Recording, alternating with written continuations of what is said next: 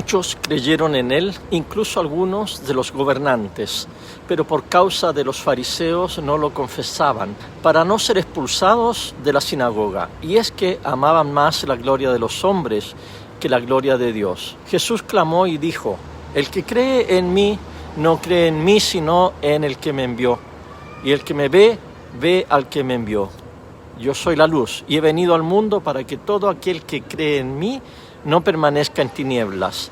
Al que oye mis palabras y no las obedece, no lo juzgo, porque no he venido a juzgar al mundo, sino a salvar al mundo. El que me rechaza y no recibe mis palabras tiene quien lo juzgue, y es la palabra que he hablado. Ella lo juzgará en el día final, porque yo no he hablado por mi propia cuenta. El Padre que me envió me dio también el mandamiento de lo que debo decir y de lo que debo hablar. Y sé que su mandamiento es vida eterna. Por lo tanto, lo que yo hablo, lo hablo como el Padre me lo ha dicho. Una buena manera de resumir el Evangelio de hoy es decir que Dios es como Jesús. Dios siempre ha sido como Jesús. No ha habido un momento en la historia en que Dios no haya sido como Jesús. No todo el tiempo lo supimos, pero ahora lo sabemos. Dios es como Jesús.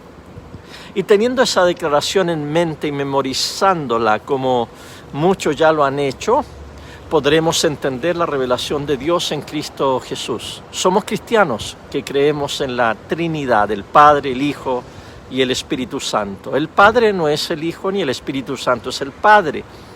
Pero, ¿cómo es que son tres y a la vez son uno?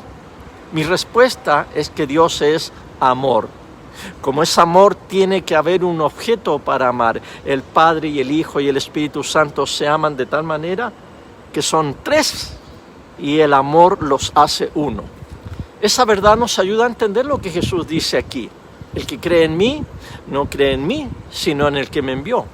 Y el que me ve, ve al que me envió. Porque Dios es como Jesús. Si queremos conocer cómo es Dios, he ahí su Hijo Jesús. A Dios nadie le vio jamás, su Hijo es el que le ha dado a conocer. ¿Y qué vemos? Luz.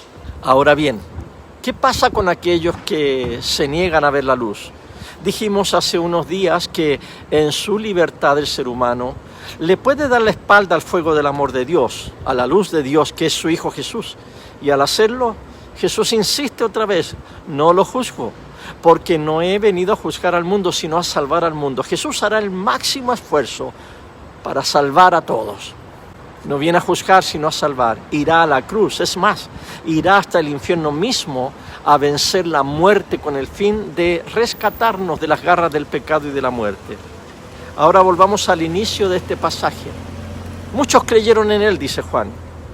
En mi vida cristiana he escuchado a muchos criticar a los cristianos, burlarse de la iglesia, refutar las doctrinas, las creencias y las prácticas de los seguidores de Jesús.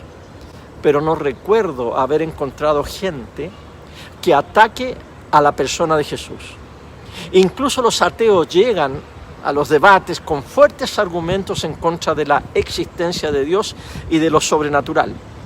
Aún así, no se pronuncian en términos negativos acerca de Jesús. Hablan bien de él como un personaje histórico e impecable, aunque no lo reconozcan como Dios. Muchos creyeron en él, dice Juan, incluso algunos de los gobernantes, pero por causa de los fariseos no lo confesaban para no ser expulsados de la sinagoga.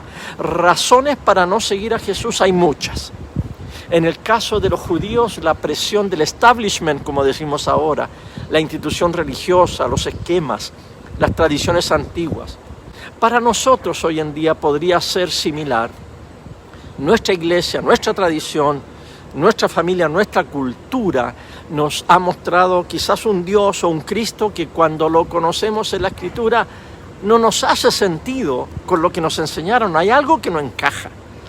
El Espíritu Santo nos va revelando nuevas facetas del amor de Dios hasta llegar al punto de la crisis, de la encrucijada del camino.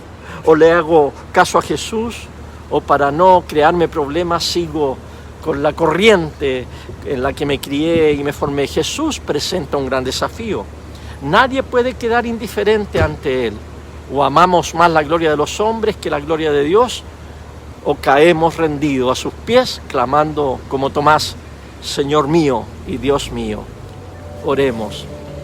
Oh Dios, que por la pasión de tu bendito Hijo convertiste a un instrumento de muerte vergonzosa en un medio de vida para nosotros, concede que de tal modo nos gloriemos en la cruz de Cristo, que suframos con alegría la vergüenza y privación por causa de tu Hijo, nuestro Salvador Jesucristo, que vive y reina contigo y el Espíritu Santo, un solo Dios por los siglos de los siglos. Amén.